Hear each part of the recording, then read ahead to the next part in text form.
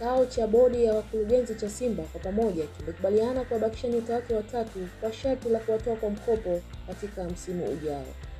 Hiyo ni katika kuelekea msimu ujao ambao timu hiyo imepanga kuboresha kikosi chake kwa ajili ya michuano ya kimataifa ambayo watashiriki.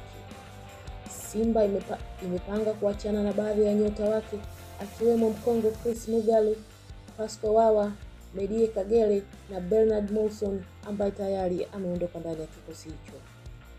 Taarifa ambazo zimetolewa hivi karibuni zinaeleza kwamba Simba imeamua kuwabakisha wachezaji watatu ambao ni Jimson Mwanuke, Gadiel Michael na mshambuliaji Yusufu Muhilu kwa sharti la kuwatoa kwa mkopo. Aliongeza kuwa kuna uwezekano mkubwa Muhilu kurejeshwa katika timu yake ya zamani ya Kagera Sugar, huku Gadiel na Mwanuke wakitafutiwa timu ya kwenda.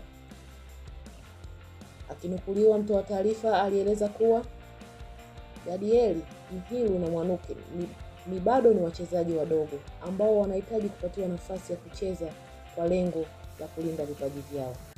Hivyo, baada ya kukosa nafasi ya kucheza katika kikosi cha kwanza ili walinde vipaji vyao, wanatakiwa kucheza kwa kutolewa kwa mkopo kwenda timu zingine. Maamuzi hayo yamekuja baada ya kikao cha bodi kilichokutana hivi karibuni kufikia makubaliano hayo ya kuwabakisha kwa sharti la kuwatoa kwa mkopo, alisema mtoa taarifa huyo. Alipotafutwa meneja wa habari wa Simba Ahmed Ally kuzungumza hiyo, alisema kuwa malengo ya timu sasa hivi ni kumaliza michezo ya ligi tuliyobakishwa. Masuala ya usajili tusubiri muda wake ufike, anamaliza kusema kiongozi huyo.